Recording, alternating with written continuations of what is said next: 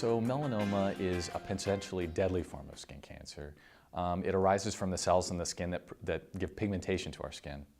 If it's caught early, it's curable, but in late stages, it can be very difficult to manage. There's certain risk factors that make it more likely that you could develop melanoma, and there's certain environmental risk factors, excessive sun exposure, use of tanning beds.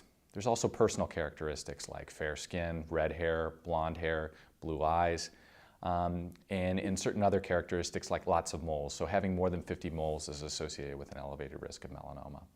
Also having clinically atypical moles, so moles that don't follow that usual round to oval shape and even pigmentation.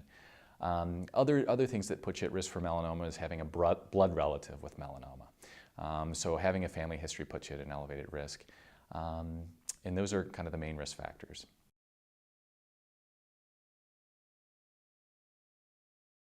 So getting screened for melanoma is one of the easiest tests that anyone will ever have as a patient. It's painless and quick and generally involves seeing a dermatologist who will look you over head to toe and examine any lesions that you have, any moles that you have, sometimes just with the naked eye, sometimes with magnifying light called a dermatoscope.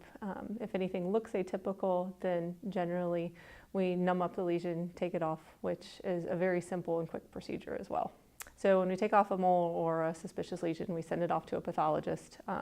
Generally it takes anywhere from a couple days to a week to get back a result, and that'll tell you for sure if there's anything to be concerned about in terms of atypical cells or a skin cancer.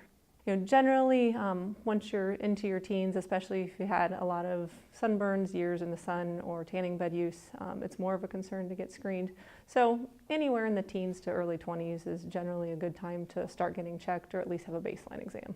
So if somebody actually has a diagnosis of melanoma, then generally we like to see them every 3 months within the year of their diagnosis. And then slowly we space out the visits to every 4 months, 6 months, and then yearly for some people if you're distantly out from your original diagnosis of melanoma. But initially we like to see them frequently. So if personally you've never had a melanoma but you have a family history of it, then generally yearly is a good idea, especially if somebody is vigilant at home about keeping up with self-checks.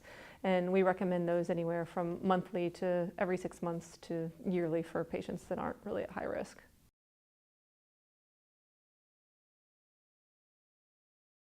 So it does depend on where the disease is and how advanced it is. Sometimes these are so early and they're very early detected that all you need is a little surgical excision. And the usual starting point is to go to a surgeon who has experience in doing types of surgery that entail doing adequate margins for the surgery to be completely removed. That is first and foremost. The surgeon may also want to check lymph nodes to make sure they're not involved, because that can change not only the prognosis but other therapies if they're needed. So it's a good thing to ask your surgeon, you know, what's the surgery going to entail if the lymph nodes need to be checked. And then if it's advanced, meaning it's spread to other places, there may be other therapies from what medical oncologists would offer as to if you would need those or not. Whether it's good for you or not does depend on some medical history. There are certain treatments that people may not be candidates for because of other health problems, and those specifically have to be discussed with the medical oncologist. So a lot of cancer treatments in general are changing because new treatments are coming out that are more targeted towards the cancer treatment. And melanoma specifically, we try to manipulate the immune system. A lot of the new drugs coming out try to actually get the immune system to fight the disease as opposed to classic chemotherapy where it tries to kill the cancer and some good cells. It doesn't mean that you won't have side effects, but anything new that's coming out is really trying specifically to target the disease itself or try to manipulate the immune system.